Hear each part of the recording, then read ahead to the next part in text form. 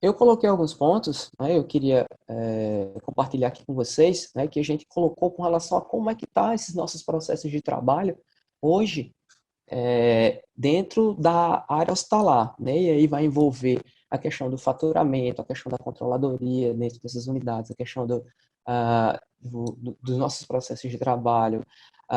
Então, como é que a gente está fazendo isso? Qual é o impacto desse momento que a gente está vivendo hoje nessa área? Né? E isso que a gente estava discutindo, que a gente está vendo muito uma preocupação, e eu concordo, uma preocupação com os profissionais que são da área da frente mesmo, né? E aí a gente está em voga muitos profissionais que estão no pronto-socorro, da terapia intensiva, mas aí a gente ficou pensando, e o impacto desse momento agora dentro das nossas atividades. Nós, enquanto auditores dessa área, alguns são auditores internos, outros são auditores de planos de saúde mesmo, outros são auditores de prestadores, alguns trabalham com faturamento, outros trabalham com controladoria, alguns trabalham dentro da parte da recepção, né? Então, qual é o impacto disso nessa situação de hoje? E com certeza tem algum tipo de impacto. Primeiro, pelo medo que a gente tem no momento, não é uma coisa muito nova, pelo menos em tese é uma coisa muito nova, né? A SARS-CoV-2. Então, esse panorama mundial, ele trouxe essa condição para a gente. Então, como é que a gente vai trabalhar? Qual o impacto disso nos nossos processos de trabalho hoje? E isso envolve, né, se a gente for pensar, isso envolve aquelas pessoas que trabalham diretamente com o material. Eu vou colocar um exemplo bem claro que a gente pensou em discutir isso. Por exemplo, quem aqui só trabalha com prontuário eletrônico, que não tem prontuário físico? Levanta a mão. Todo mundo aqui tem prontuário físico, todo mundo aqui tem prontuário físico, né? E aí, quando a gente coloca nas nossas, né? Quando a gente coloca pra gente aqui, quem é que manuseia esse prontuário físico? Esse prontuário físico, ele passa por onde e chega pra gente como?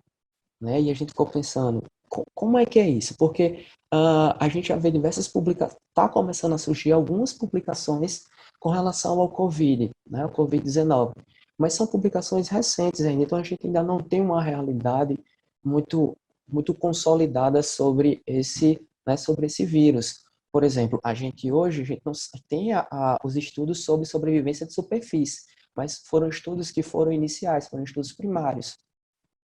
O impacto disso. Aí, daqui a pouco eu vou abrir para saber, eu gostaria de entender como é que vocês estão trabalhando com isso hoje no dia a dia, né? Por exemplo, o uso das máscaras. Como é que está acontecendo? Qual a sequência que a gente utiliza hoje para trabalhar com esse prontuário? Quais são os protocolos que nós dessa área que a gente está utilizando para a gente? É só o protocolo da Anvisa que a gente tem? É só a higienização das mãos? A gente está tomando algum cuidado com o manuseio do prontuário? A gente está usando alguma coisa? O pessoal da área da frente, por exemplo, eles que ontem colocou, tá, eu me preocupo muito com o pessoal lá da recepção, o pessoal que faz toda a parte de recebimento de pacientes e começa a montar esse prontuário. Como é que está sendo, né? E aí eu coloco algumas outras coisas para a gente. Por exemplo, aquisição de materiais. Como é que vai ser? O que é que está acontecendo? O que é que isso implica no nosso processo de faturamento hoje? O que é que isso aumenta? Medicações, né? A gente está num momento hoje em que a cloroquina, ela, daqui a pouco, pode começar a entrar em uso bem em grande escala, né, essa medicação. Tem no SUS, como é que vai ser no uso nos demais? Como é que isso vai ficar?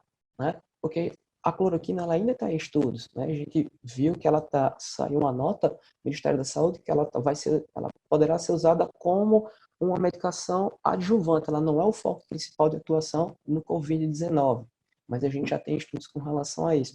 E são estudos ainda que estão em desenvolvimento, então a gente não tem ainda a melhor evidência para o uso dessa medicação frente ao Covid-19. Mas enquanto tiver, e as outras medicações que estão em estudos que ainda não foram divulgadas? Né? E a utilização desses leitos, né? Quanto que isso vai gerar com relação ao uso de material? Qual o impacto disso frente aos planos de saúde? E a gente que está nessa área, como é que a gente está trabalhando com isso? Esse tipo de urgência, que ele vai furar protocolos ou não vai furar protocolos? Né? Então, acho que essa discussão que a gente resolveu trazer para cá é muito além do que a necessidade da higienização das mãos, que a gente sabe que precisa ter, né, quando a gente está falando de uso de material. É muito mais para além disso, mas para coisas que impactam de frente ao nosso processo de trabalho, né, dentro das nossas instituições. Então, isso foi um dos pontos que eu coloco agora, mas que isso vai gerar alguns outros pontos de discussão, né? E né, como mediador, eu acho que eu fiquei de dar esse pontapé inicial para que a gente pudesse trazer essa discussão, né? Olha, o pessoal que entrou agora, nós estamos com os microfones mutados, eu vou abrir o microfone um por um das pessoas que querem falar. Então, eu vou fazer o seguinte, do Cicleide, eu vou pedir para que você coloque algumas coisas frente a isso que a gente já conversou, e aí quem for querendo se inscrever, aí, a partir de agora já pode colocar a mãozinha certa para se inscrever, quiser colocar alguma coisa. Lembrando, gente, aqui a gente está tentando discutir e eu queria perguntar também para vocês como que vocês estão tratando isso, né? Como que vocês estão vivendo isso no dia a dia. Não é necessariamente, eu reforço que não é necessariamente uma aula, mas sim um momento de discussão. A gente quer ter essas experiências trocadas para saber o que a gente pode aproveitar, né, de cada um e como é que a gente pode alinhar ações que sejam efetivas hoje no nosso dia a dia, né? Se alguém está sofrendo um impacto diferente de outro, como é que isso pode ajudar, tá bom? Cicleide, eu vou desmutar seu microfone. Fica à vontade. Bom, obrigada, até boa tarde, Boa gente. tarde. Quero primeiro agradecer, né, as pessoas que eu convidei que estão aqui. Sheila da Bahia, sou fã de Sheila, Tatiane, que eu estou vendo de Lana. Dois. Roberval, eu não estou vendo todo mundo que está, né? Mas eu queria agradecer demais a participação de todos. E assim, o que eu sempre coloco nas minhas postagens é compartilhar conhecimento, né? Então, se eu sozinha estiver lá no meu mundo com Dilana, que a gente trabalha junto, né? Eu não sei o que é que Tatiane do Memorial pode trazer para mim. E eu posso levar também para Tatiane, de qualquer outro hospital, Sheila lá na Bahia. Então, é esse mundo que a gente pensou em compartilhar esse conhecimento mesmo. O impacto que a gente está sofrendo hoje na Unimed, a gente, eu tenho a participação muito grande, assim, muito constante de Dilana. Dilana é uma profissional da assistência, ela trabalha no São Lucas e ela trabalha hoje como supervisora de prontuários lá na Unimed. Então, Dilana tem uma equipe grande. Eu, além da controladoria, estou com faturamento, a gente trabalha com prontuário físico. Então, a gente está tendo alguns cuidados. A gente lê na literatura internacional, ela fala que o vírus fica no prontuário de 4 a 5 dias. Na literatura brasileira, ele diz que 2 dias. Então, quais são os cuidados que vocês estão tendo em relação a isso? Né? Então, era isso que a gente estava querendo que vocês mostrassem para a gente da TL, para que a gente possa compartilhar esse conhecimento também com outras pessoas. Eu acho que é bem nesse sentido, eu acho que eu deixo mais a participação de vocês do que propriamente a nossa mesmo, da TL. Sheila, me diga uma coisa. Eu vou perguntar a você porque eu estou vendo que a maioria daqui é do RN, mas a gente tem uma participação externa. E aí, assim como o Bicicleta, a gente, né, acaba se acompanhando frente às redes sociais. O que é que vocês estão vivendo aí? Como é que vocês estão vivendo aí com relação a esse momento? Boa tarde, Boa gente. tarde. É muito legal participar, né, dessa coisa, dessa troca. Eu acho interessantíssimo. Eu acho que a gente precisa disso para crescer enquanto profissional. Nosso país, ele é um país muito diverso, né? Então, a gente vive diversas situações diferentes em diversos locais. E eu acho que cabe sim a gente estar trazendo, né, o que é que a gente vive em cada local para que a gente colete aquilo que há de melhor, né, em cada espaço e a gente traga para a nossa realidade e agregue a nossa realidade, né, e traga para a nossa realidade aquilo que é possível fazer na nossa realidade. Em um momento anterior, eu conversei com o Lu e disse para ela que aqui a empresa que eu trabalho, porque na verdade eu tenho dois momentos, né? eu sou CLT, mas eu também empreendo na área do ensino. Eu também ensino em faculdade e tal, mas enfim, nesse momento como eu sou ensino em pós, eu não estou com matéria no momento, então, na verdade, estou só com essas duas atividades, né? Na empresa em que eu trabalho, é uma operadora, né? E ela afastou a maioria dos funcionários, e estão todos em home office, e a gente está ainda meio que tateando esse momento, né? Temos tido algumas dificuldades, porque nossa auditoria sempre foi uma auditoria de prontuário, né? A gente auditava contas com os prontuários em mãos. É bem verdade que a maioria dos nossos prestadores, aos quais a gente faz a auditoria, eles têm prontuário eletrônico, tá? Mas ainda existem alguns com prontuário físico, e isso foi um temor, né, da operadora, e, na verdade, como a operadora ela tem uma base maior, Rio-São Paulo, né, lá no Rio e de São Paulo, como a Covid chegou com toda a força, está bem maior do que aqui na Bahia, eles tomaram as decisões baseado no que já está acontecendo por lá, né? Então, tiveram alguns funcionários que tinham suspeitas e foram afastados, e isso foi crescendo muito. Então, a operadora tomou por decisão afastar todos os funcionários. Então, pela operadora, estamos todos em home office.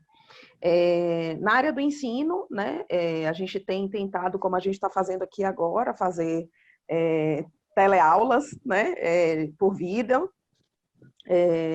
tentando fazer os encontros em lives, tentando fazer encontro no Zoom, nos aplicativos todos que a gente tem por aí, que nos dá esse suporte, essa facilidade, né?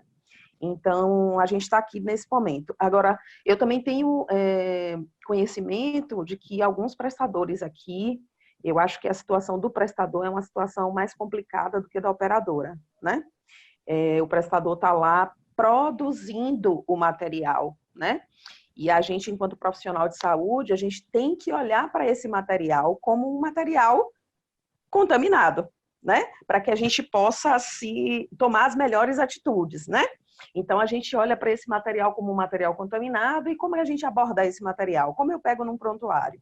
Eu acho que a gente tem que tomar o máximo de precaução. Se a gente tem literatura de 2 a 4 dias ou de 2 a 5 dias, a gente afastar ao máximo o quinto dia, se vier em literatura o quinto dia, e passar a trabalhar com isso só após esse momento de segurança, né? Estamos falando de pessoas, e não só isso, né? O que a gente está tentando é produzir para que a gente não pare o país inteiro, né? A gente precisa do financeiro trabalhando junto, né?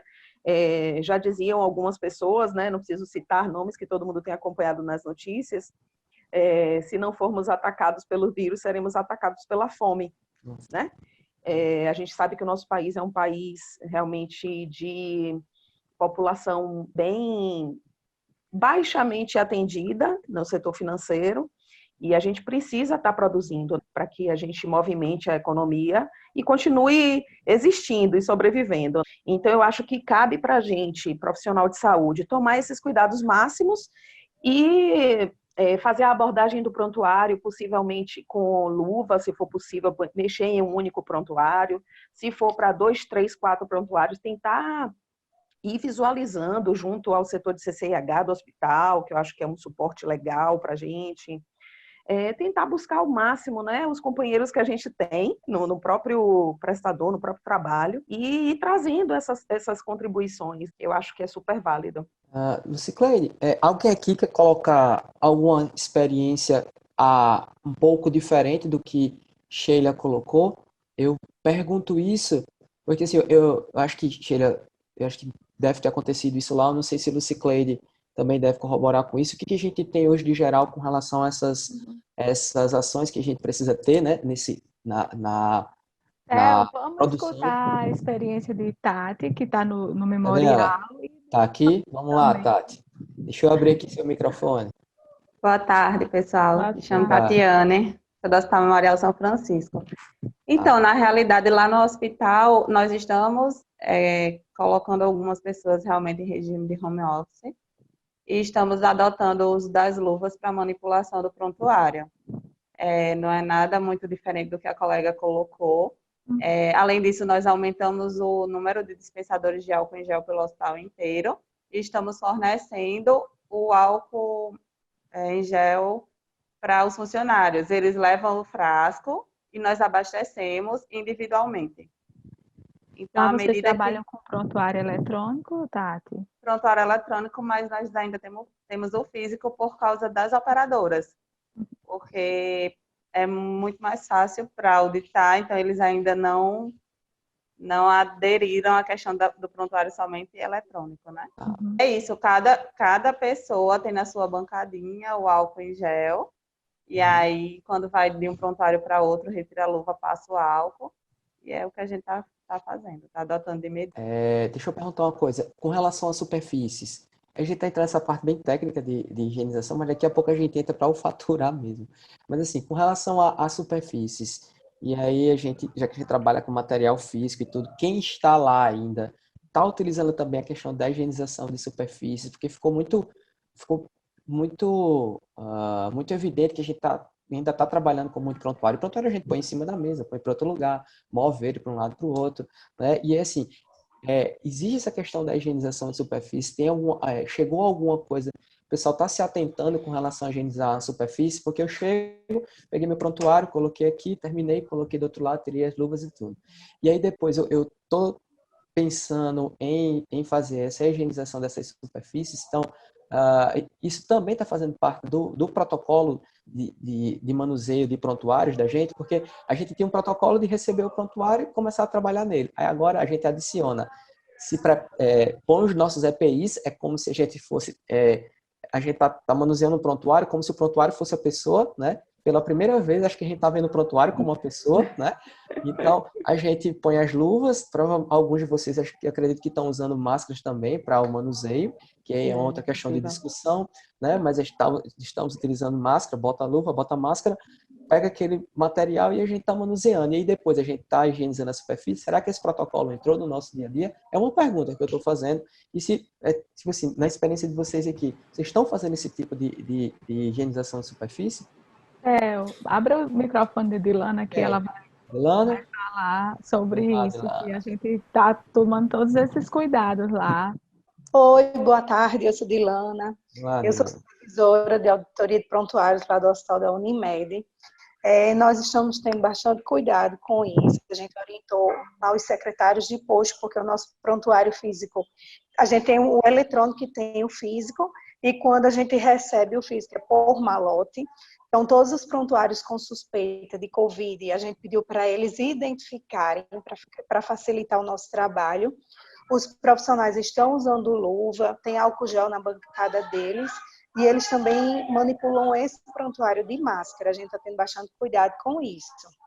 Superfície também, a gente está disponibilizando para eles o álcool e orientando todos os dias nossos profissionais para essa limpeza lá no setor deles também. Eu também atuo no Hospital São Lucas, só que lá eu sou assistencial. Eu não sei se tem alguém online do Hospital São Lucas aqui. Então, assim, o que eu posso ver que a gente tem um setor já específico só para Covid, tá? Que esse é o que eu falo sempre para o Ciclete, que esse setor é lacrado, tem porta de vidro e só ficam esses pacientes. Então, assim, todos os profissionais que estão lá dentro, eles usam luva diariamente, que do início ao fim do plantão, que a gente chama até da segunda pele. Então, todos esses prontuários são manipulados com luvas, desde a entrada até essa chegada lá no faturamento. Então, assim, a experiência dos dois que eu tenho está sendo essa, né? Dilana, aí quando ele chega no faturamento, o processo ainda é o mesmo, manipulação de luva, manipulação com luva e máscara, todo o tempo, até o destino final dele. Isso, ele vem todo identificado no saco plástico com o nome Covid. E assim, até o pessoal do malote, que antes entrava nos nossos setores, agora está restrito, eles entregam pela janela esses prontuários a gente. Os profissionais já recebem esses prontuários já de luva, o malote de luva. Eu vou desmutar aqui, o professor Roberval está querendo pedir uma parte aqui. Está aberto, Roberval, pode falar. Boa tarde a todas as pessoas, boa noite. Eu sou uma pessoa bastante silenciosa, como a própria pessoa coloca. né? E eu gostaria de colocar dois elementos bastante interessantes de experiências de trabalho, né? Eu tive duas experiências de trabalho muito interessantes, na verdade, três. A primeira delas foi com vigilância sanitária. A segunda, com consultoria na área de organização de processos de trabalho para estabelecimentos que manipulavam alimentos, né? Entre eles restaurantes, lanchonetes, hotéis, supermercados e similares. E aí, a terceira experiência na área do Programa Nacional de DST, HIV e AIDS. E como é uma coisa bastante interessante nós percebermos o processo de trabalho. Quando a gente constrói uma ferramenta que é muito utilizada em vigilância sanitária, que é a ferramenta da análise de perigos e pontos críticos de controle, conhecida como AP2C2, o APPCC ou a RPCC, quando a gente trabalha análise de riscos e perigos, né? É super interessante como a gente pode montar um fluxograma. E nesse fluxograma, nós percebermos onde estão exatamente os pontos de estrangulamento nos processos de trabalho. E é exatamente nos pontos de estrangulamento no qual nós precisamos ter atenção redobrada para intensificar uma mudança de processo de trabalho, uma transformação de práticas, como a gente pode dizer, e, sobretudo, um processo de supervisão. E nessa experiência, tanto no setor público, na vigilância sanitária, quanto no setor privado, na organização dos processos de trabalho em estabelecimentos manipuladores de alimentos, o que é mais interessante é perceber como às vezes virava uma neurose. As pessoas tinham uma neurose muito grande em luva. A luva servia mais para proteger a mão do que para qualquer outra finalidade. Então, como não havia um uso habitual de luvas para a manipulação, quando nós chegávamos, enquanto consultores nessas empresas, nós observávamos que o uso da luva, ele servia para manipular o alimento, para fazer higienização e para fazer qualquer outra atividade dentro do estabelecimento, sem qualquer cuidado entre um processo e outro. Então, aquilo para a gente preocupava, porque havia todo um protocolo dizendo assim, use a luva para fazer isso, mas o interstício entre eu mudar de um processo, sair de uma atividade para uma outra atividade, aquilo não era bem orientado, e não havia uma supervisão muito bem orientada nesse sentido. Do ponto de vista de uma outra experiência, que seria o Programa Nacional de Combate, Controle e Prevenção às DSTs, o HIV/AIDS, algo muito chocoso, às vezes, é quando as pessoas procuravam um serviço de saúde e diziam assim, eu vou até um consultório odontológico, e eu vou num consultório odontológico no qual a pessoa atende uma pessoa que é portadora do HIV. E como vai ficar para mim? Se eu utilizar esse consultório odontológico, os mesmos artefatos que foram utilizados com ele, eu posso me contaminar? Aí vem a pergunta, e as regras de biossegurança que são universais?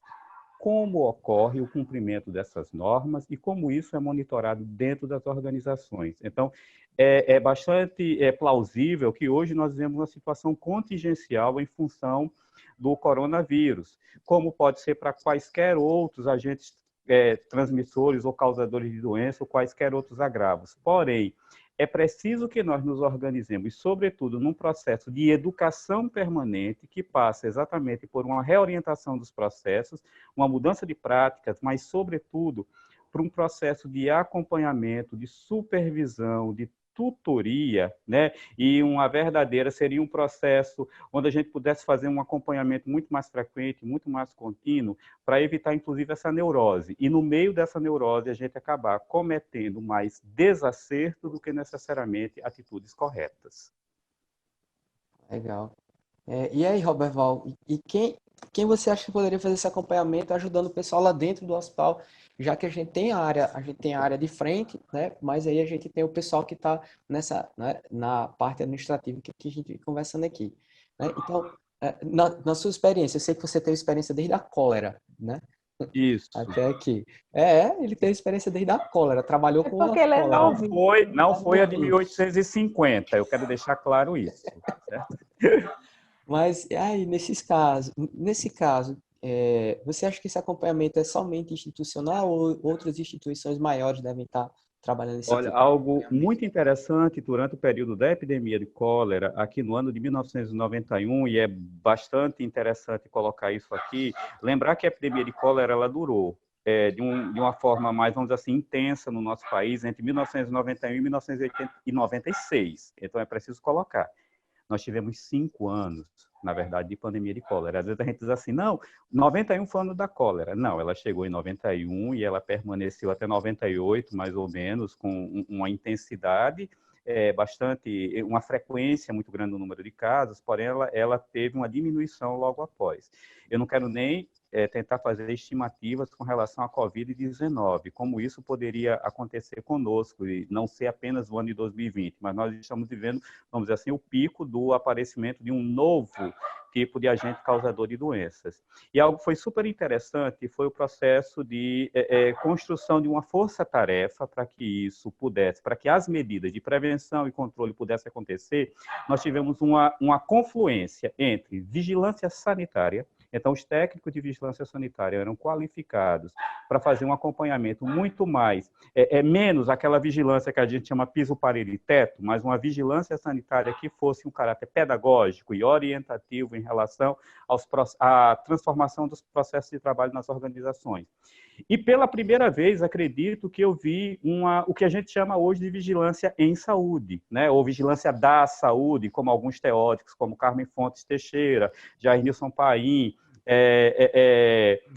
Ana Vilas Boas, ela fala que é a conjunção da área da proteção com a área da promoção da saúde, seria as ações da vigilância da saúde. Então, nós tivemos uma confluência das ações da vigilância epidemiológica com a vigilância sanitária. Então, nós trabalhávamos muito com o que hoje nós chamamos de educação permanente.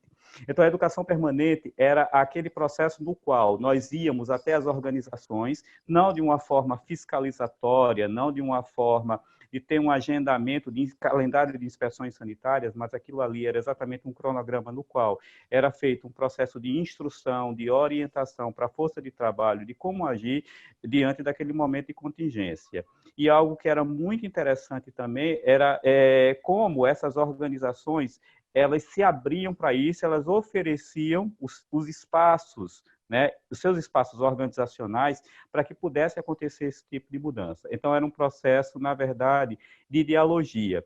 E algo que eu recordo de muito interessante naquela época era até o que a gente chamava de overdose de informação. Então, a gente chegava com tanta informação que, às vezes, até mesmo desnorteava as pessoas. Mas eu acredito que é fundamental, numa hora dessa, a gente procurar quais são as forças que nós temos, tipo uma análise SWOT. Quais são as nossas forças e quais são as nossas oportunidades no ambiente interno, no ambiente externo, e tentar procurar fazer exatamente esse link. Então, vigilância sanitária, vigilância epidemiológica, as comissões internas de controle de infecção, ainda as CIPAs. Então, a gente procurar essas potencialidades que nós temos dentro das organizações e tentar fazer exatamente um processo no qual nós sejamos mais ofensivos e menos defensivos e começarmos a mudar um pouco do comportamento organizacional nesse sentido de uma prática mais organizada. Educando, né, orientando, comunicando. Então, comunicação é mais do que informação. Então, isso é uma questão que tem que ser colocada aqui. Às vezes, a gente dá uma enxurrada de informação que desnorteia até o cognitivo das pessoas. É preciso comunicar, é preciso diálogo. E esse diálogo passa por uma emissão e recepção. É preciso ouvir também as pessoas sobre quais são as suas insatisfações. Então, a gente está precisando fazer exatamente esse exercício da dialogia e, sobretudo, encontrar onde estão as nossas fortalezas, onde estão as nossas oportunidades dentro das organizações. Obrigado, Val. A Andréia está querendo falar. Andréia, eu acabei de desmutar o seu microfone, pode falar. Eu sou enfermeira, já passei pela auditoria lá na UNED, e hoje sou supervisora da unidade de nutrição. Tenho sobre 30 técnicos, mais ou menos 30 enfermeiros. O meu setor tem o setor Covid-19 hoje. A nossa estrutura física do hospital não ajuda, porque não é um setor fechado fisicamente. Mas temos alguns desafios em relação a isso, porque tenho lido bastante e até é verdadeiro, né? O ser humano precisa passar pela guerra para aprender a atirar. E muita coisa que a gente ainda não fazia, não havia prestado atenção em relação a algumas coisas que a gente faz no dia a dia, que já é comum. Falta mesmo educação continuada, falta conscientização de todas as partes, e nesse momento, como foi um processo rápido, em menos de um mês a gente teve que se adaptar a coisas que nós não esperávamos, né? Assustou os profissionais demais, então a gente teve que lidar com situações psicossomais, né? Não foi somente uma questão técnica. E hoje, em relação ao prontuário, nós definimos um setor onde a gente coloca os suspeitos.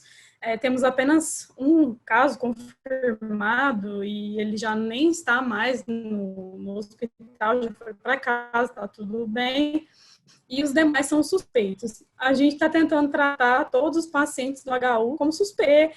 Apesar dele não ter sintoma respiratório, ele pode ser um assintomático e está transmitindo. Então, os cuidados são os mesmos, apesar de que os EPIs é que mudam. Então, a orientação em relação ao prontuário nesse setor como nós temos o eletrônico e temos o físico, a gente pede para que façam tudo no eletrônico, né, durante o seu plantão, somente no final, assina, carimba e guarda. Não ficar consultando o prontuário físico, e sim o prontuário eletrônico.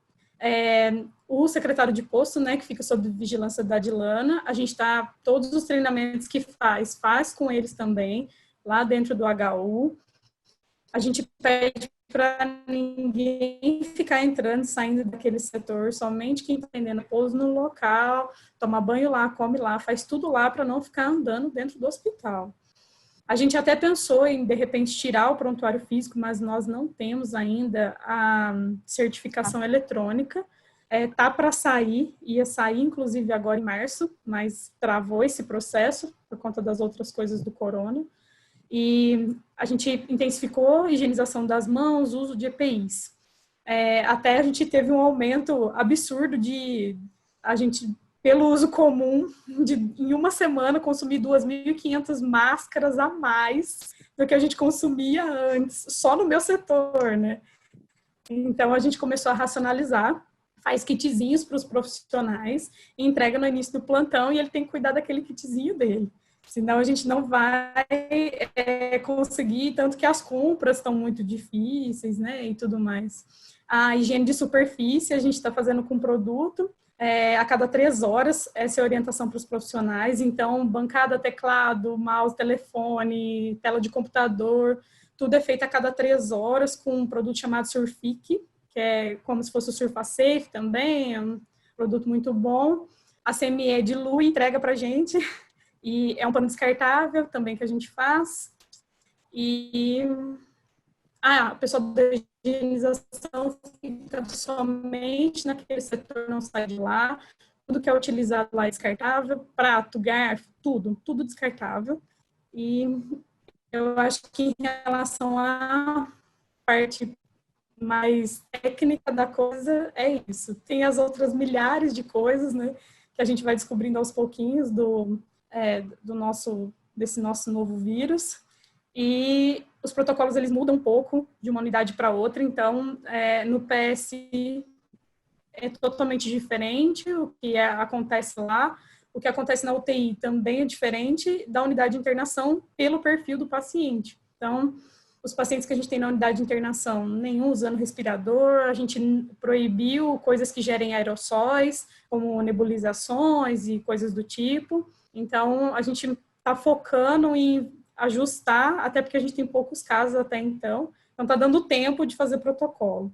Todos os protocolos que foram feitos, aprovados pela área da saúde, pela direção, estão disponíveis na área de trabalho de todos os computadores da Unimed, e toda vez que a gente altera, a gente manda nos grupos de WhatsApp, pessoal, lê a pasta que mudou isso, a pasta mudou aquilo, porque toda semana mudou alguma coisa. Acho que da minha experiência em relação a minha maior dificuldade hoje são as pessoas, não são nem os processos em si, porque está todo mundo carregado de informações e eles não sabem bem qual informação seguir, né? O que ouvir de quem, se isso é verídico, se não é. Então, essa parte psicológica mesmo do profissional está bem instável ainda. A gente tenta acalmar ao máximo que pode, e está tendo apoio agora de psicólogos, inclusive, da unidade, da Unimed, que está fazendo videochamada com os colaboradores. Então, é uma ajuda bem, que assim, auxilia nesse processo de educação continuada, né, como o Roberval falou, e que é bem complexo nessa hora. E eu acho que é isso. Eu acho que tem a Andrea da Promata também, né? Tem a Eu Andréia. não estou ouvindo quem é que está online, não dá para ouvir. Peraí. Tem Tatiane também. Eu vou liberar. Andréia, a outra Andréia. Andrea Buriti. A Ela Andréia. poderia falar um Tá. pouquinho da experiência lá da Promata, né? Eu vou abrir aqui, Tatiane, depois eu abro o seu, tá bom? Supervisora do faturamento da Promater. Na verdade, eu sou supervisora administrativa da Promater.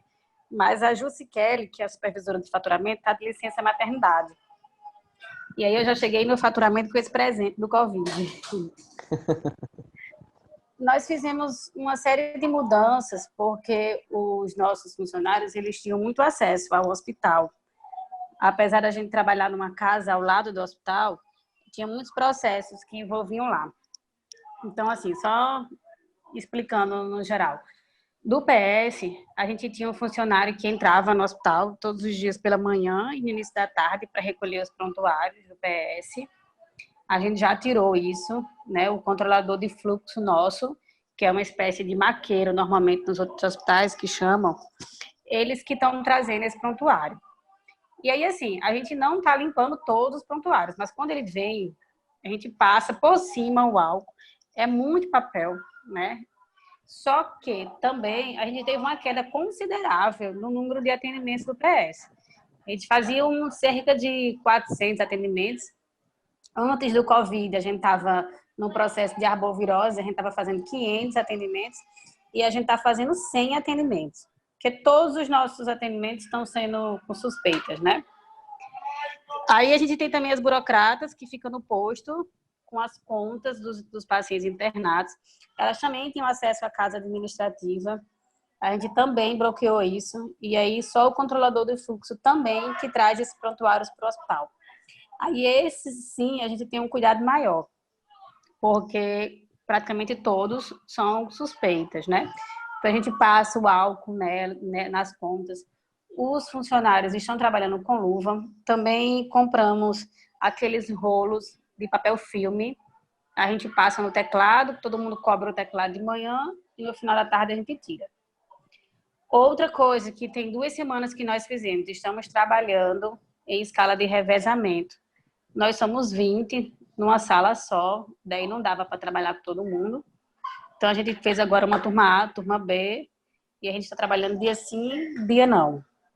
Para todo mundo, né? Para diminuir a quantidade de gente na sala e até para eles também não terem que sair de casa todos os dias, porque estava havendo muita reclamação de ônibus, essas coisas. Também foi estipulado pelo EHS que todos os colaboradores com sintomas de gripe deverão ser afastados. Então, lá no faturamento, nós tínhamos 3. Teve sintoma de gripe, ele passa pela médica do trabalho e se afasta 7 dias. Dos 3 que estão afastados, 1 fez o teste do Covid, porque não temos kit para todo mundo, né?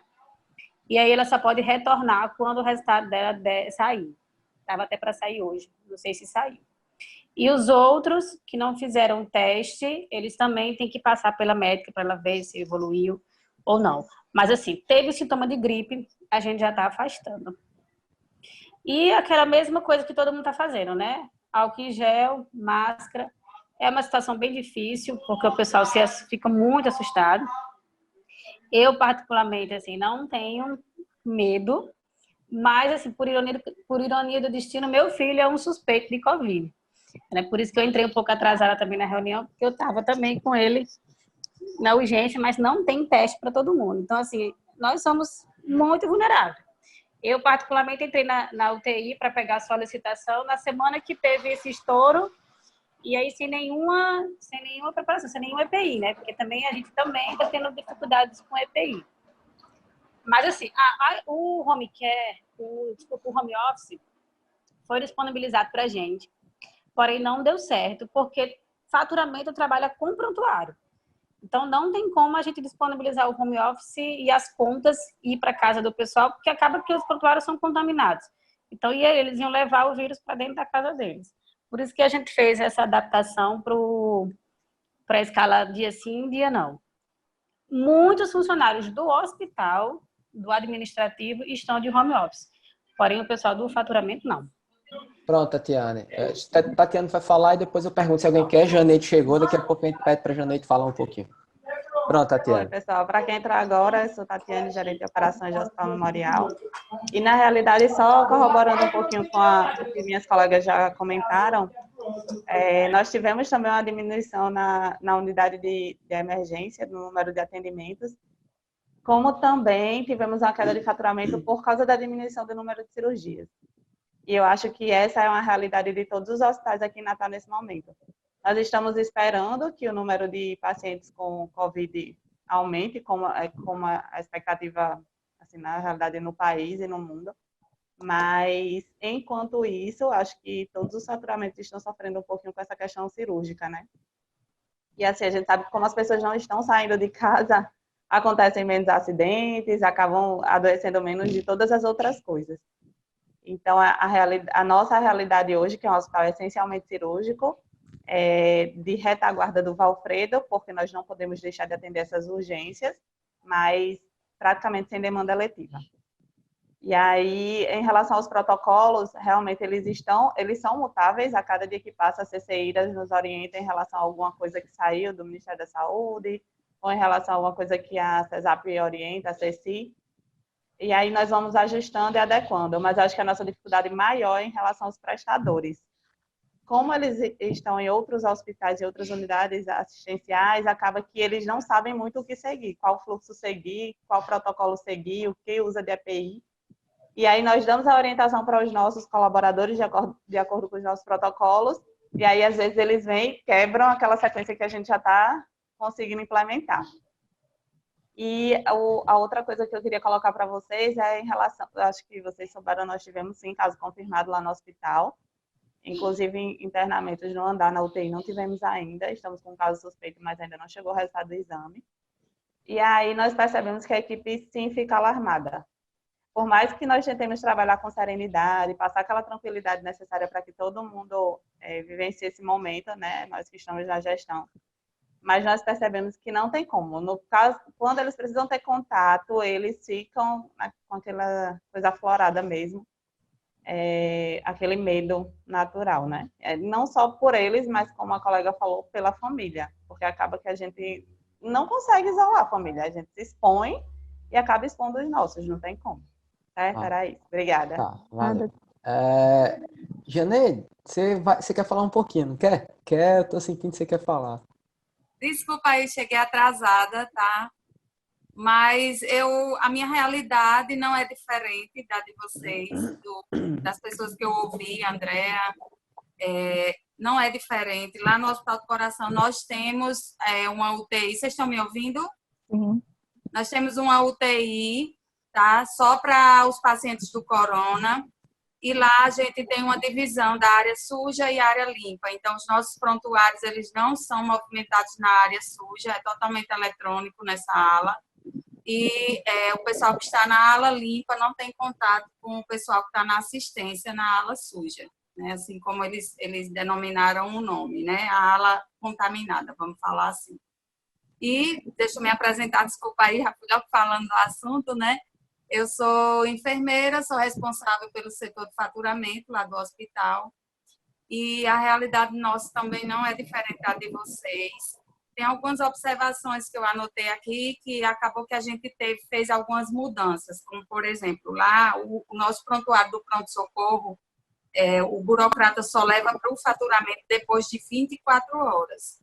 Então, esse prontuário ele fica armazenado num cantinho, lá dentro de uma caixa box. E depois de 24 horas é que esse prontuário chega lá no faturamento.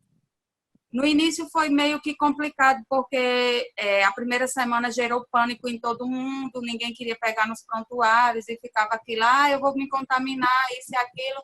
Aí eis a questão, usa luva, não usa luva, como é que é, o que vai ser melhor? Se usa luva, eles pegam no telefone para atender. Pegam na bancada, então a gente preferiu que não colocassem as luvas, tá? E trabalhasse com a bancada higienizada e também com álcool gel em todos os guichês.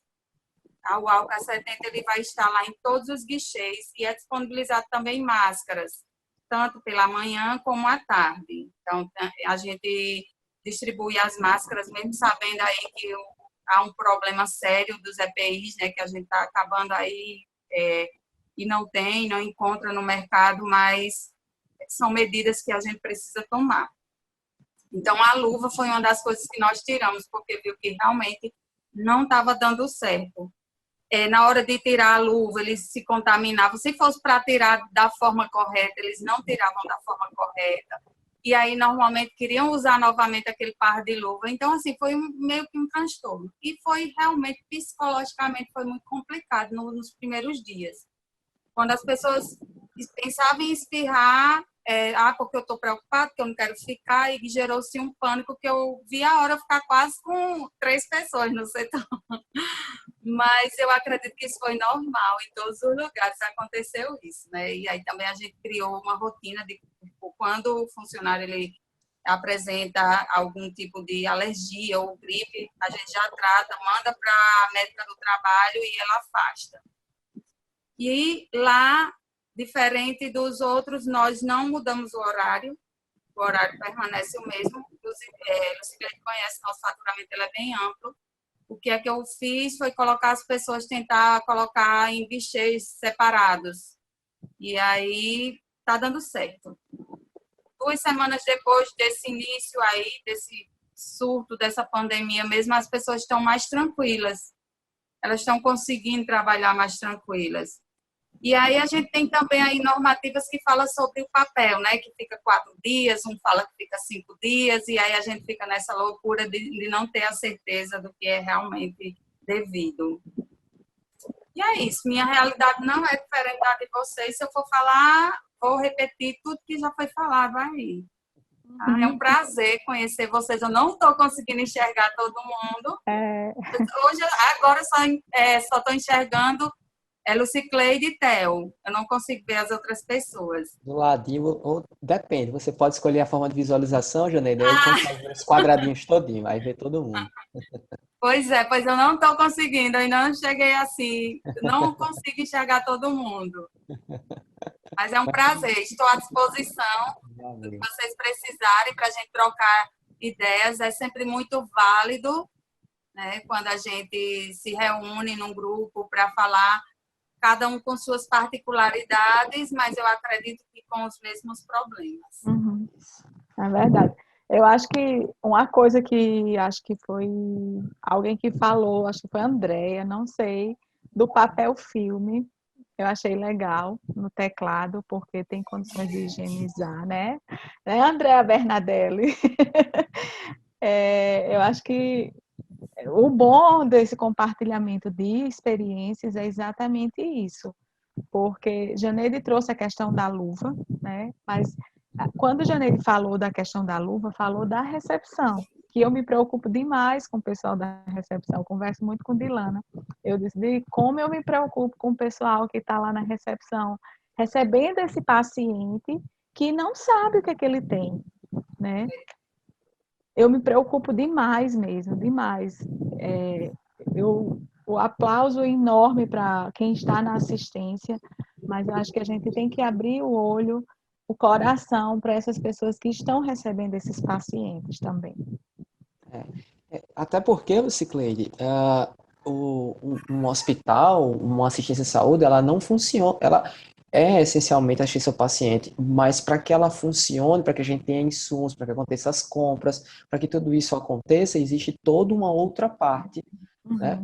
Somos nós que estamos por aqui, que a gente também é a parte dessa engrenagem que faz essas instituições funcionarem, né? Se esse pessoal também não estiver trabalhando de forma adequada, as instituições elas também não vão conseguir trabalhar, né? Então, é importante realmente a gente bater palmas para o pessoal que está lá na frente direto, mas eu acho que a outra parte da engrenagem também precisa ser, né, homenageada. Eu acho que o pessoal precisa ser, né, colocado em pauta nesse sentido, né, porque às vezes a gente fica, né, pensando o que é que está acontecendo com esse tipo de profissional.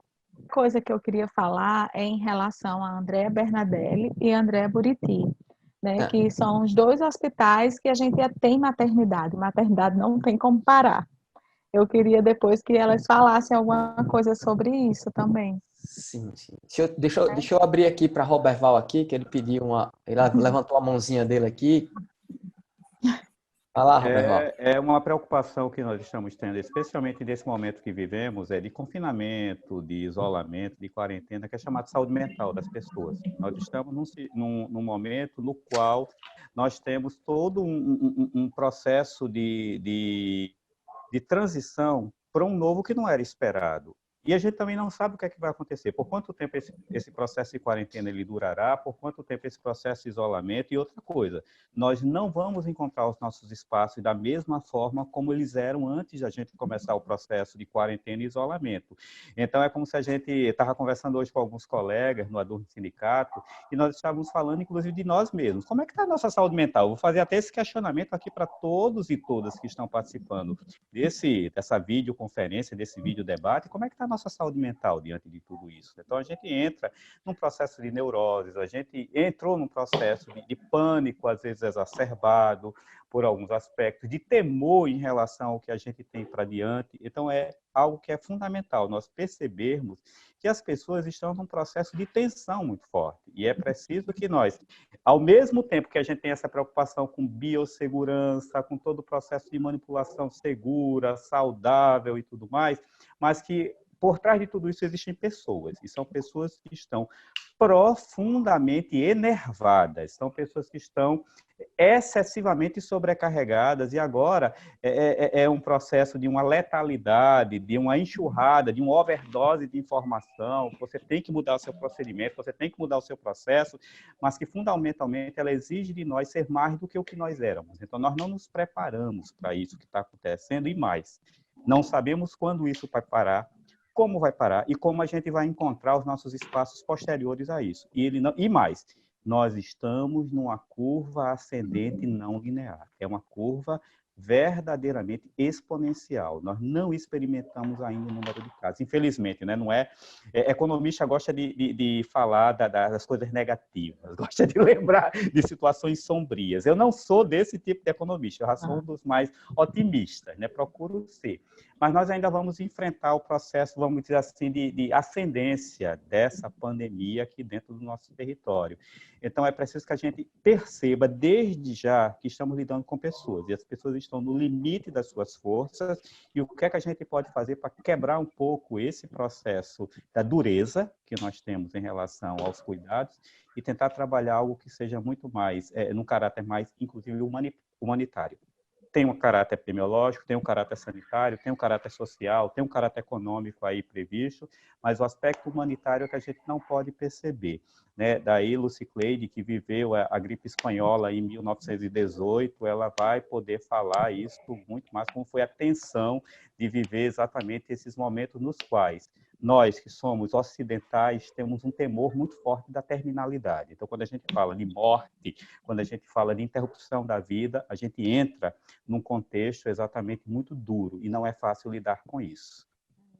Essa questão que Roberval está falando é muito, muito interessante, porque a gente trabalha com pessoas, com a quantidade de pessoas, com o número de atendimentos que a gente tem em cada instituição, como Jane falou aqui, o pessoal da Promata falou, a quantidade de atendimentos que eles tinham antes da pandemia e o número de atendimentos que a gente tem hoje. É a realidade de todo o hospital. Então, quando se fala na questão psicológica dessas pessoas, a gente tem que pensar muito além, porque como é que estão essas pessoas que trabalham conosco hoje no faturamento, no atendimento, quanto tempo os hospitais vão manter essas pessoas trabalhando com poucos atendimentos, entendeu? Então, esse olhar psicológico também é muito importante nessa hora. Quando você fala essa questão do psicológico das pessoas, nós como responsáveis de setores, então isso machuca muito no sentido de, no momento desse, quem escolher para ficar, né? será que isso vai durar muito tempo? E aí cada um lá dentro do setor tem seu papel importante, mas que se essa pandemia ela for por muito tempo, o que é que vai acontecer? Nós vamos precisar. A empresa não vai se manter com um quadro onde hoje a gente tem uma ocupação em torno de 60%, 50%. Não vai conseguir manter aquele número de funcionários, porque não se sabe até quando isso vai durar. E aí eu acho que o psicológico depois vai ser do lado da gestão. Quem que nós vamos tirar? Enquanto profissional é bom, mas aí tem outros que são bons profissionais, mas tem outras particularidades. Outros, eu não quero nem imaginar chegar a esse momento. É verdade, gente. É muito difícil. Muito, muito mesmo. Peraí, gente. Sheila tá com a mãozinha levantada aqui. Vou desmutar ela, baixar a mão. Vai lá, Sheila. Eu queria, na verdade, pontuar mesmo dessa importância, né? Que nosso colega professor falou aí, né? Com muita propriedade. Eu acredito que esse momento, que eu acho que de maior importância, a gente fazer as equipes, fazer não, né? Que não tem como fazer entender, mas tentar mostrar essa importância de entramos nesse momento de uma forma e não vamos sair dele da mesma forma. A gente vai ter que crescer nesse momento e crescer tem dor, né? Tem a dor da modificação, tem a dor da possível perda do emprego, e eu acho que a gente tem que pontuar tudo isso. Tem a dor de uma possível contaminação, todo mundo passa por isso, né? A virulência, realmente, esse vírus, ele traz essa capacidade enorme, né? De estar em vários espaços ao mesmo tempo. Eu acho que isso é bastante importante da gente estar passando para as equipes, né? Quando a empresa da gente resolveu colocar a gente em home office, foi exatamente porque já tinha uma parcela grande de profissionais com suspeita de contaminação, então ela não quis se arriscar a estar com esses profissionais de uma quantidade maior, com maior vulnerabilidade, mas isso é um fato discutido entre nós sempre. Estamos em home office hoje, mas a gente não tem como avaliar quais são as medidas seguintes da empresa, né? A gente vai ter uma baixa de muita coisa financeira, né? Vai ser perdido, né, vários empregos, a gente acredita que vão ter muitas recolocações. E eu acho que os líderes de equipe, né, eu acho que tem que trazer, sim, possivelmente esse momento, trazer pessoas que tragam depoimentos, e sair possivelmente em uma quantidade diferente. E eu acho que a gente tem que ter equilíbrio mental, sim, para estar vivendo tudo isso e estar pensando nesses passos seguintes, né? Não só da exposição à contaminação, não. Mas essa exposição mental eu achei super interessante pontuar sobre, e eu acho que a gente precisa trazer algumas pessoas, eu acho que é importante, para estar dando depoimentos a esse pessoal que trabalha, né, em uma quantidade grande, que tem esse medo da exposição. Eu tenho uma rede social grande falando de assuntos profissionais e as pessoas me perguntam muito: Sheila, eu sou faturista, o que é que eu faço, né, com esse prontuário e tal? E, na verdade, as pessoas estão se distanciando um pouco dessa ideia ou negando essa ideia dessa possibilidade que a gente trouxe aí, né? O desequilíbrio mental e as perdas gerais, né? Tanto do emprego, quanto de posicionamento, tudo isso. Eu acho que vai ter uma reformulação grande e quem está à frente de equipes, eu acho que tem que trazer isso para suas equipes, não como pontos de temor, não, mas como pontos de possibilidade. Eu acho que isso é importante. Sim. Ótimo. Assim, eu tô impressionado assim com a discussão. Juro a vocês, assim, tá sendo ótimo assim o que a gente tinha proposto e para o que vem acontecendo. Eu anotei aqui, tem tipo 2 folhas assim, ó, anotada, mais uma do outro lado aqui que eu já comecei, de tanta coisa assim que já foi colocado interessante, né? Eu queria colocar aqui para vocês a gente já vai com 1 hora já de discussão, né? Quando eu olhei aqui, eu disse, eita, 1 hora já, né? Então, assim, isso de discussão, ninguém preparou material, ninguém expôs, ninguém trouxe conteúdo, nada, foi apenas uma discussão com experiências que a gente, né, tem aqui do nosso dia a dia, coisas que a gente precisa colocar, que eu acredito que tem contribuído um pedacinho para cada um aqui, né? Então, por exemplo, algumas experiências aqui, elas trouxeram o home office, foram para todas? Não. Para algumas funcionam, para outras não. Mas além do home office, houveram experiências de revezamento, né? Então, são adaptações que vêm acontecendo de acordo com a realidade de cada um e de acordo com a evolução do que a gente vai tendo do quadro hoje com relação ao Covid, né? Então, dá para fazer trabalho home office? É possível. Em todas as realidades? Não. Eu faço trabalho presencial? Faço sim, mas o que é que eu preciso fazer com esse trabalho presencial? E aí a gente tem algumas alternativas para cada local. Eu uso luva, trabalho em guichês separados, divido a equipe, né, para que isso possa... Até porque a gente pode pensar, o volume de trabalho hoje, acho que isso é uma realidade de todo mundo, né? Eu acredito que isso também é uma realidade lá eu estou falando da gente aqui, mas eu acredito que o Sheila deve corroborar com relação a isso, né, que é a diminuição de determinados atendimentos dentro das unidades hospitalares, né, e isso é um reflexo tão grande que, por exemplo, a gente pega o hospital de trauma da gente aqui, e o hospital, historicamente, ele tem corredores superlotados. E de uma hora para outra, cadê o povo? Cadê os corredores lotados? Os corredores diminuíram. E aí, até na entrevista, o nosso ministro, né, o Mandetta, ele colocou que dos impactos desse isolamento, né, desse distanciamento, é justamente a diminuição de acidentes, e a gente conversou aqui, consequentemente, isso impacta na área da saúde e, consequentemente, isso impacta nos próprios leitos de unidade de terapia intensiva, que é uma das maiores preocupações hoje. Mas também isso, consequentemente, impacta, eu coloquei aqui, na parte do nosso faturamento, né? Por um lado, a gente vê que as pessoas estão, em outras questões de saúde, elas estão adoecendo menos, estão tendo um menor impacto com relação a traumas, enfim.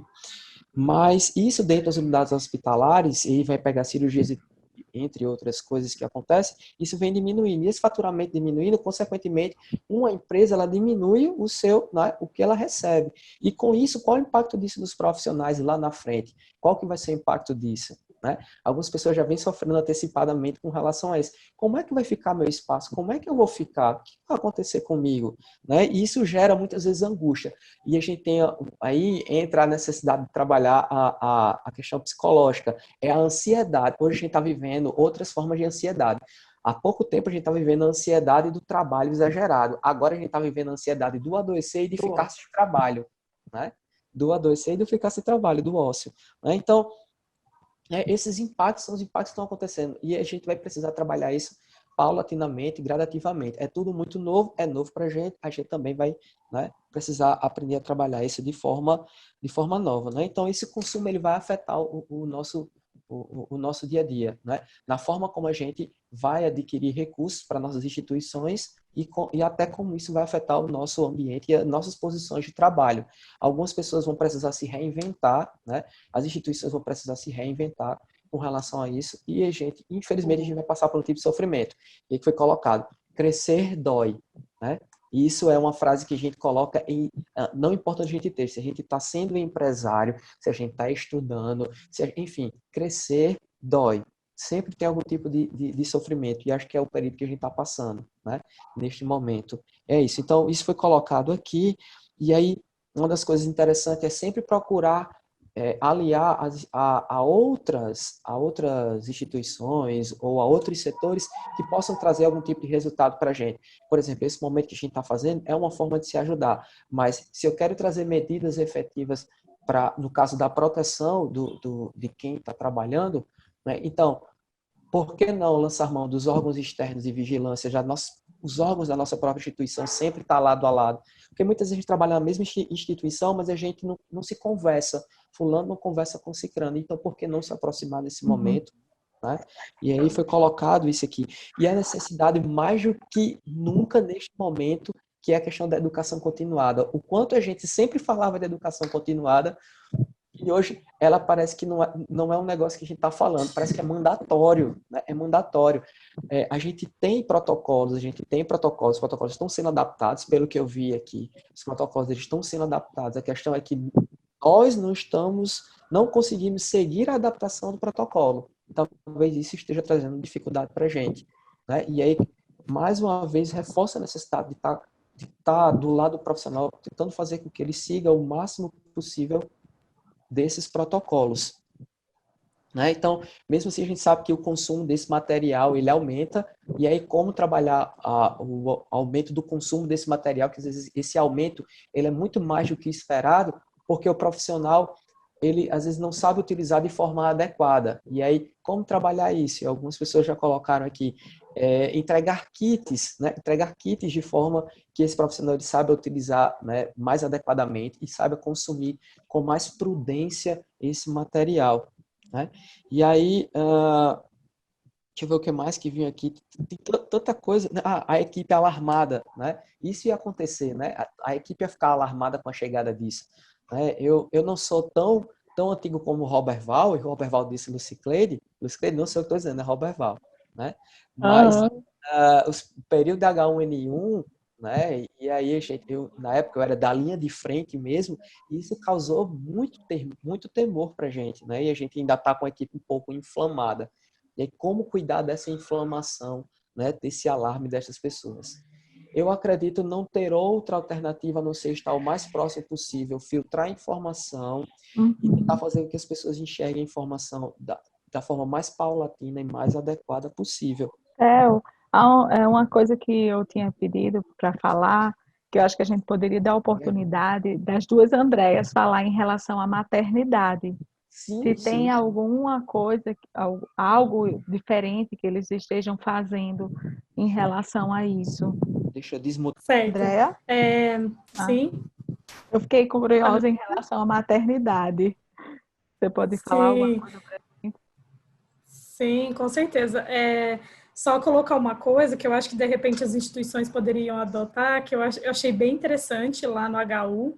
A gente adotou um modelo de reunião Safety Handle, que a gente faz diariamente com todos os gestores. Isso tem trazido uma calmaria muito grande para o nosso coração. Então, em relação ao que o Roberval falou, né, na questão psicológica, os nossos gestores, né, o diretor do hospital e tudo, ele traz informações oficiais das mudanças diárias e acaba confortando mesmo o nosso coração, e diariamente a gente faz os 5 minutos da qualidade nos postos de enfermagem, com os maqueiros, com a recepção, então cada gestor faz com o seu. Então, nesses 5 minutos da qualidade, a gente bate um papo mesmo, para saber os anseios, para dizer as informações oficiais, porque é um diz que me diz, né? Então, para isso acabar e acabar a ansiedade do psicológico das pessoas, a gente faz essas reuniões oficiais diariamente. Inclusive, aos finais de semana, a gente está fazendo por vídeo, mas a gente faz, certo? Em relação à maternidade, é muito complexo, porque a gente tem pouquíssimos estudos sobre a relação da mãe infectada com o bebê, né? E aí a gente teve um caso de uma gestante suspeita de Covid, e ela estava muito dispneica, não estava aguentando ficar em oxigênio, sem o oxigênio suplementar, e aí teve que intervir, teve que tirar o bebê, né? Ela estava de 34 semanas, não era tão prematuro assim. Ela ficou no isolamento, né? Ficou bem, melhorou, mas tem toda a questão relação mãe-bebê, que foi muito complexo, né? E o bebê foi para a NEL, e aí eles não tiveram contato durante pelo menos 4 dias, né? E aí, assim, essa relação da UTI NEL com a mãe foi bem complexo, né? Com o pai também. E a gente adaptou, porque não tinha como, ela saiu agora da unidade de internação, e aí vai visitar o bebezinho, e a gente isolou o bebê, porque não se sabe como isso, né, no bebê. Então o bebê está isolado para investigação futura, né? Quando as puérperas as gestantes chegam no hospital para serem atendidas, elas foram triadas de formas diferentes. Então, sou gestante, chego no HU, tenho sintomas respiratórios, ela entra pela recepção e é encaminhada para uma sala isolada. E ali ela fica, ela permanece a ser atendida pelo obstetra, pelo clínico, faz todos os exames naquela sala. Definiu se ela vai ficar internada ou não, vai propriamente em isolamento, ela vai para casa. A gestante que nosso pronto-socorro obstétrico, ela vai por motivos obstétricos, e aí sim ela desce para o pronto-socorro obstétrico, senão ela fica isolada. Quando elas vão ter o bebê, a gente só está marcando mesmo as eletivas e as urgências, as cirurgias todas foram canceladas, e aí a gente está tratando dentro da sala cirúrgica como se fosse o isolamento de Covid, né? Porque a gente não sabe exatamente como, não está escrito, né? Tem gente que é assintomático, e aí acaba que é muito fluido dentro do centro cirúrgico, e aí a gente está usando todos os EPIs para isso. Na maternidade, se ela não tem problema respiratório nenhum, ela até fica numa enfermaria e fica com o bebê em alojamento conjunto. Pelo contrário, a gente isola. Agora, o medo é grande, são muitas dúvidas ainda, até para a gente, porque a gente não conhece os efeitos disso na amamentação, no bebê depois de algum tempo. Se for caso confirmado, como isso é em relação ao bebê, né? A gente está descobrindo agora. E aí esse bebê ainda está com a gente, né? E a gente vai, ao longo do tempo, ver como é que ele vai ficar. Bem, então, coloquei mais algumas coisas. Eu acho que a gente tem um resumo muito grande, né, disso aqui que a gente já vem falando, né, as ansiedades e quais estratégias que cada um vem tomando.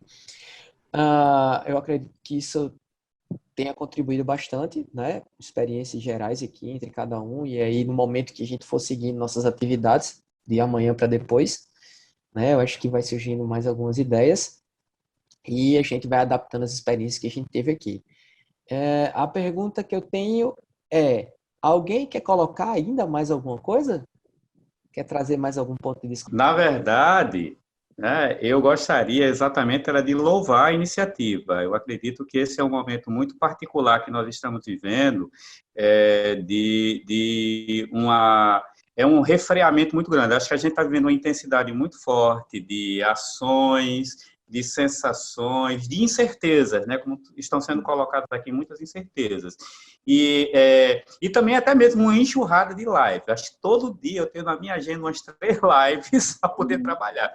Home office, teletrabalho, qualquer que seja o nome que seja utilizado para tal iniciativa que nós estejamos desenvolvendo, mas eu acredito que a gente não pode perder isso, são laços. E, sobretudo, eu acredito que a gente está precisando muito, num momento como esse, um momento da solidariedade.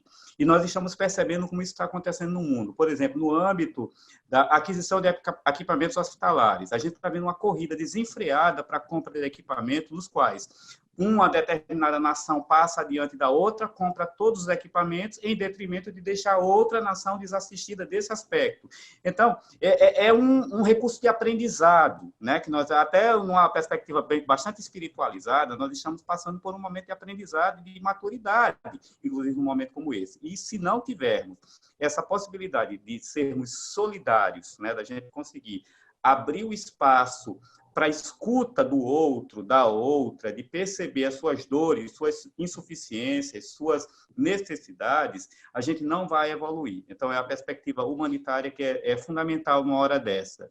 Eu estava rindo aqui da história, até denominei aqui Lucicleide, né, da história da gripe espanhola de 1918. Eu não conheci meus bisavós, eles morreram de gripe espanhola. Então, quer dizer, era uma doença respiratória de elevada letalidade e gravidade no momento há exatos 100 anos. Há 160 anos, nós tivemos epidemia de cólera, tivemos uma epidemia de febre amarela, até bem pouco tempo, 1904, tivemos outra epidemia de febre amarela. Eu me lembro na década de 70, né, Theo que me contava isso, que eu sou novo, né, então Theo me conta muito das epidemias da época, né, varíola em 1970, nós ainda tínhamos problema, até a erradicação dela nesse período, doenças como meningite, como sarampo nos anos 1990, e isso não para, e nem vai parar. Essa perspectiva evolutiva de mundo, ela vai fazer com que esses micro-organismos, esses seres que existem há milhões de anos, nós existimos há milhares e eles há milhões de anos, eles têm uma perspectiva de de ressurgimento e de implicação na nossa vida com uma potência muito grande. A gente vai precisar abrir espaço para isso. Eu acredito que hoje nós temos muita capacidade de informar e menos de comunicar. Então, nós temos eu aprendi, neste período de quarentena, eu aprendi a utilizar 4 ferramentas de comunicação telemática. Aprendi o Zoom hoje, que eu nunca tinha utilizado. Muito obrigado pela experiência de usar o Zoom, né? A TL providenciou isso. Aprendi a usar o Google Hangout Meets, Hangout isso e outros aplicativos. Mas nós temos uma enxurrada de parafernálias, de equipamentos e de plataformas, mas o humano se comunica pouco. O diálogo entre humanos é pouco. Então, essa conversa, que foi uma conversa sem roteiro, né? Foi sem roteiro. Então, foi algo muito mais de escuta, de verdadeiro processo comunicacional. Emissão, cala, escuta, recepção de mensagens. Então, isso é louvável. Num momento como esse, a gente ter. Mais que a ferramenta, a gente tem qualidade no uso dessa ferramenta. Então, TL está de parabéns por conta disso. Obrigada. Valeu, Roberval. Alguém quer colocar alguma coisa? Sim, eu quero falar bem rapidinho aí, num assunto que eu não sei se de repente vocês falaram, que é sobre auditoria externa. Que esse é outro gargalo que a gente vem enfrentando aí, as pessoas que têm vários convênios. A Unimed é legal porque é só um auditor que vai lá e acompanha o processo, mas eu acredito que as outras instituições, vocês falaram sobre a questão de auditoria. Sheila que falou, que Sheila é auditora externa, né, Sheila? Pronto. Então, Sheila, você vai entender o que eu estou falando. Hoje a gente está passando por fragilidade. São auditores que não querem ir até a instituição e que querem auditar através de XML, mas aí depois é que vamos ver quais serão essas consequências, né? Porque uma coisa é você ir lá auditar vendo o prontuário e depois você encaminhar um processo e eles vão pagar o quê? Vão pagar se não estão vendo. Então, isso vai gerar depois um certo transtorno, né? No sentido de como que você deixou de pagar isso se você não viu o prontuário? Como que você não foi lá no hospital e o hospital precisa apresentar a produção e não vai enviar porque o auditor simplesmente não quer ir até o setor? Então, isso é uma coisa também muito complexa que eu acredito que lá na frente é que a gente vai começar a falar sobre isso. Porque hoje o foco é muito mais de como que a gente vai trabalhar nesse cenário. Mas depois vem as consequências também de como que nós vamos receber essas receitas, né? Eu queria falar rapidinho. Assim, eu sou auditora da operadora hoje, mas eu já tive em todos os setores que a gente chama de auditoria. Eu já fui faturamento, eu já fui recurso de glosa, eu já fui auditoria de contas interna, externa, em loco. Então, assim,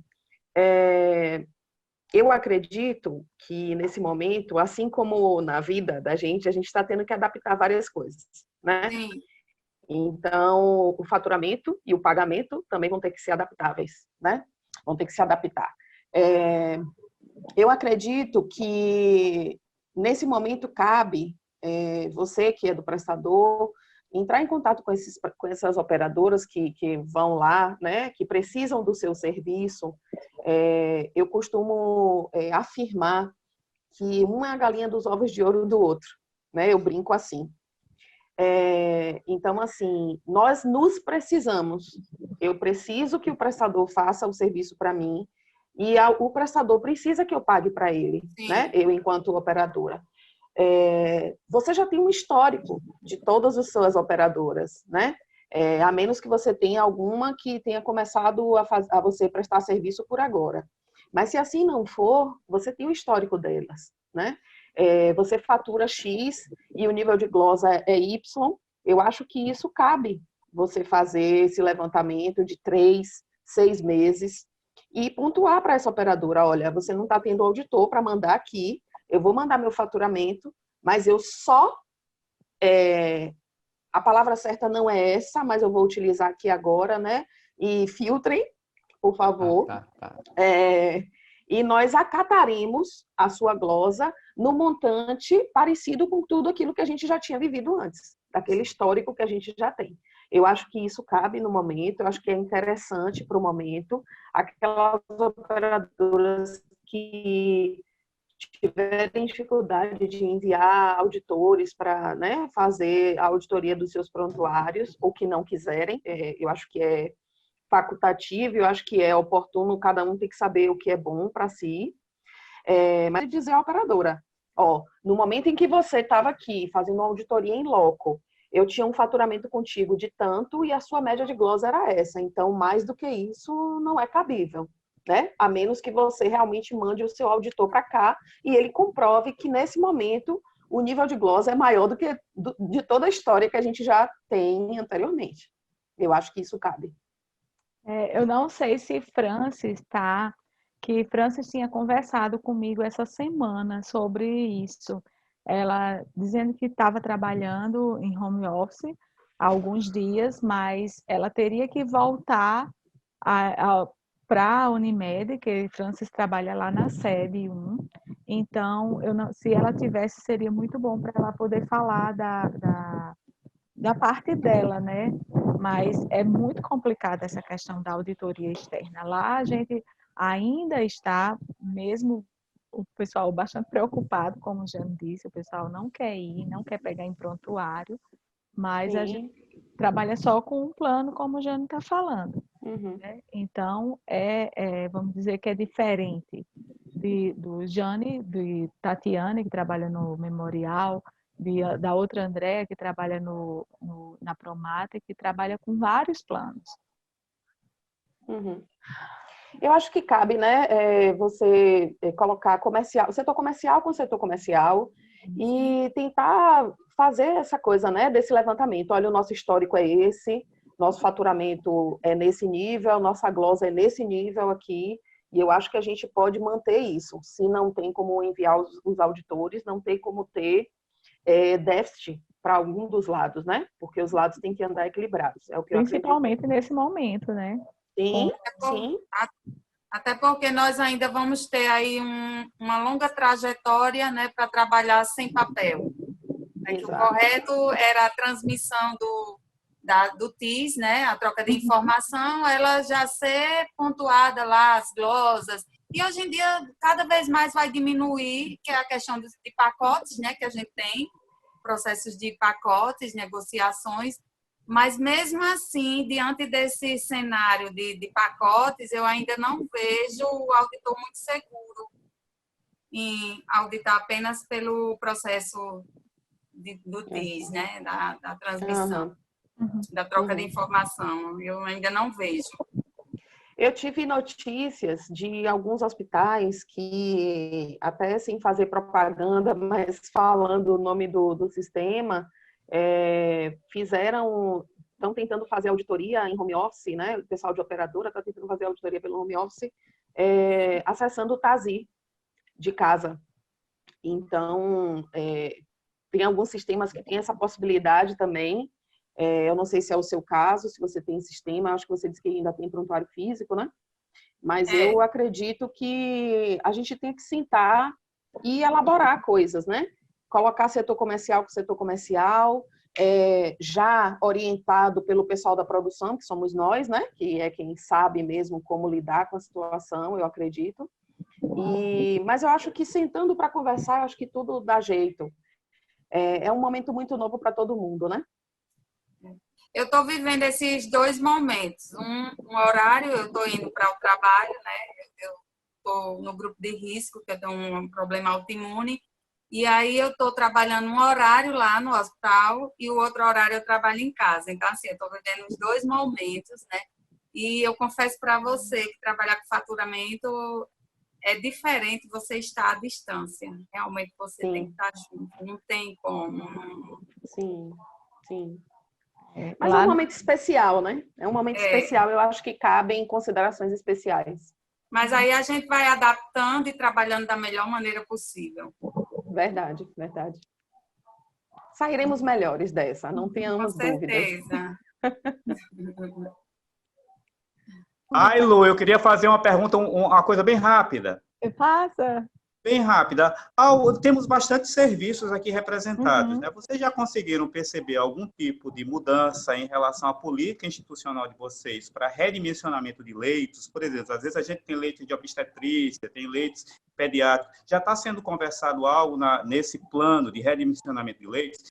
E outra pergunta é, e custos? Alguém está pensando na questão dos custos? O que isso pode impactar nos custos? Eu queria ver uma rodada aí do pessoal. Eu falo de custo e eu vou pedir para a Andréa falar dos leitos. Em custos, eu me preocupo bastante, como a gente trabalha com D-1, então eu ainda estou no mês anterior. Eu só vou poder falar realmente desse mês em si, próximo mês. Então, até agora, tá tranquilo, mas o próximo mês aí eu vou poder lhe dar uma resposta correta, mas que é preocupante como o Jane falou, como a Andrea falou, a gente tinha uma quantidade de atendimentos de 300 pacientes dia, 500, não sei, e a gente teve uma queda de 60% disso. Gente, é número. Então, na hora que você tem uma queda de 60%, você vai sentir, assim, drasticamente a questão de custo desse hospital, dessa unidade hospitalar.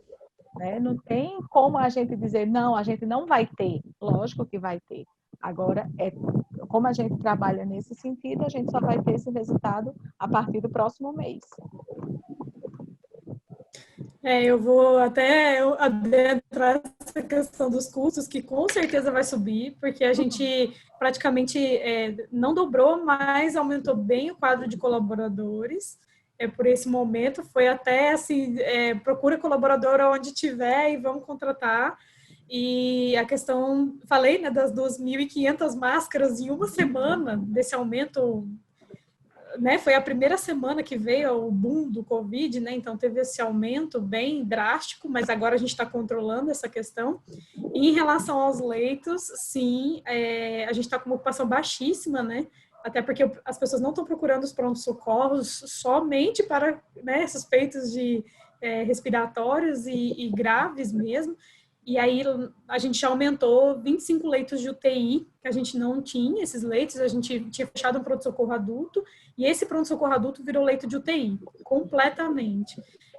O nosso centro clínico, que era no Via Direta, virou um pronto-socorro adulto para referência coronavírus, e acaba que esse dimensionamento de leitos, ele está indo conforme demanda, mas a gente sim aumentou o número de leitos para receber esses pacientes.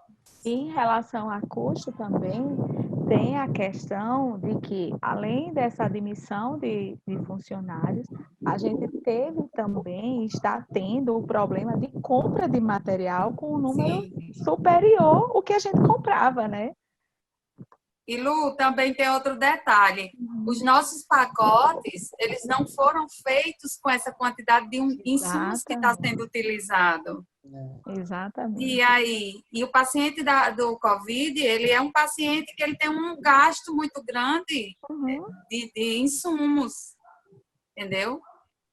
E não está computado em quem tem diária global. Exatamente. É por isso que eu falei, como é tudo muito novo, e a gente trabalha dessa forma, a gente só vai poder realmente ter a certeza desse impacto a partir do próximo mês. Sim, verdade. O Mir colocou uma coisa que eu achei até interessante. A gente está vivendo a primeira onda, que é a onda da saúde, né? A onda que a gente está preocupado com relação à nossa saúde mesmo, mas que daqui a pouco a gente vai entrar na tal da onda da economia, que aí os impactos econômicos que é o que vão acontecer, né? Que acho que é isso que a gente está comentando agora. Por enquanto a gente está nessa questão de sobrevivência, né? Em seja saúde, o ser humano em si, né? E aí, daqui a pouco a gente vai começar a conviver com o impacto disso frente a outra área que também vai ser bastante impactada, que é a questão da economia. Aí, Luciano, um pouco da experiência do Varela, do faturamento. Ah, que legal! Meu Deus do céu! Bom, lá no Varela, eu sou do setor de faturamento, lá nós dividimos a turma, né, o período, somos em 4, mais um aprendiz, então ficaram 2 pessoas no turno da manhã e 2 à tarde. Então, está sendo tudo tranquilo, está dando para fazer o faturamento tranquilo do hospital, porém, o agravante é exatamente como foi falado, né? A diminuição drástica, assim, no número de atendimentos, foram canceladas todas as cirurgias eletivas, ambulatório, tudo. O hospital está vazio, tá realmente um deserto, somente com os pacientes moradores e algumas internações que aparecem por motivo, né, que realmente tem que internar. E assim, melhorando o mínimo possível, o médico já está dando alta para não correr o risco de contaminações. Teve alguns casos, está tendo alguns casos de suspeita, está sendo colhido o exame, né, e aguardado o resultado, e já teve também paciente que foi transferido e o resultado deu dando positivo, o paciente chegou a ser transferido para outro hospital. Então, estamos sentindo, sim,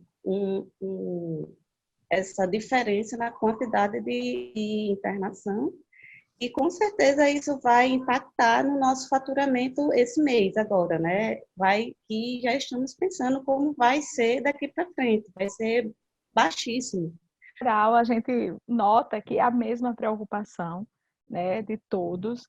Eu participo de um grupo de faturamento do Estado e todos os dias a gente conversa sobre a mesma coisa.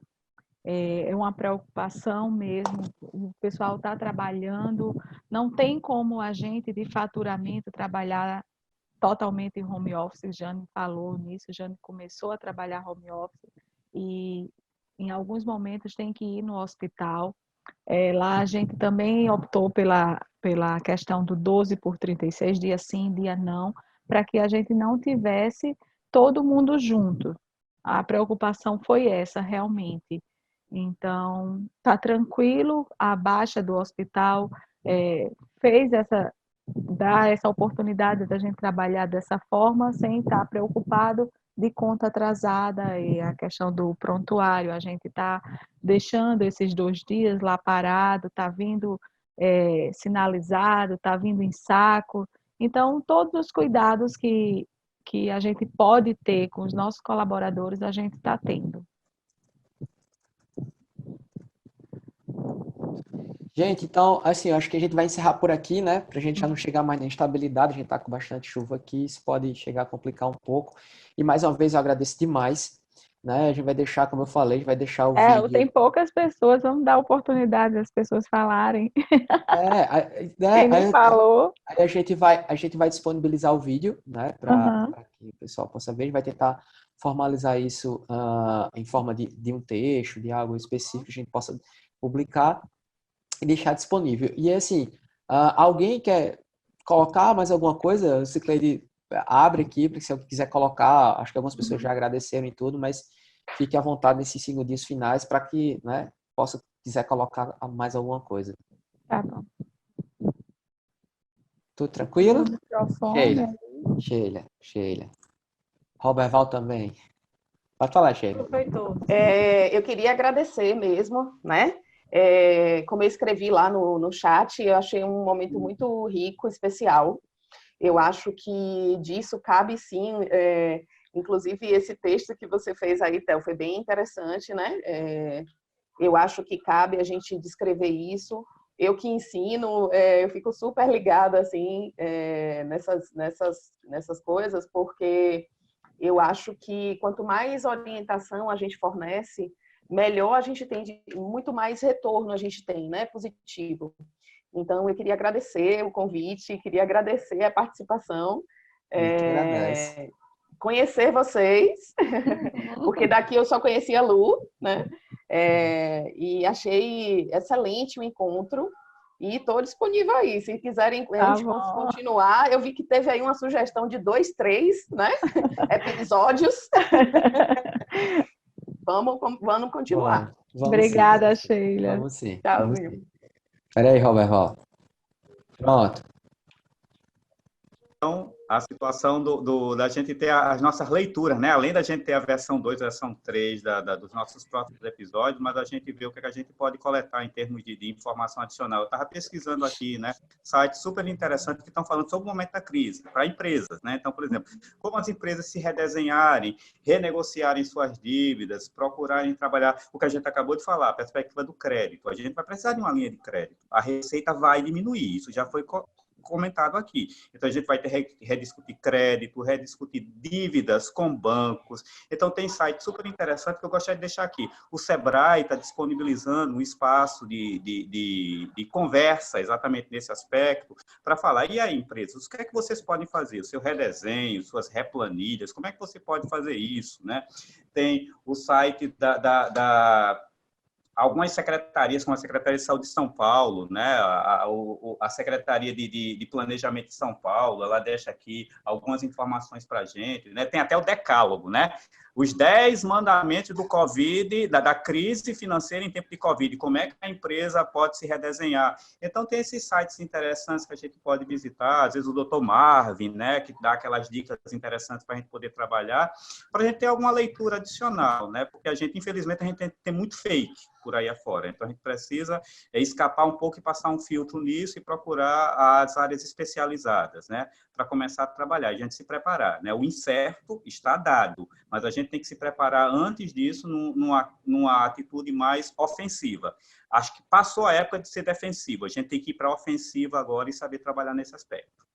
Okay. Obrigada, Roberval. A gente vai fazer o encerramento justamente por causa dessa instabilidade que pode estar acontecendo no momento aqui, que tem muita gente daqui, e a gente vai fazer esse encerramento, mas muito boa a sua colocação, você colocou a experiência lá, acho que corrobora muito com o que a gente já vem comentando aqui, né?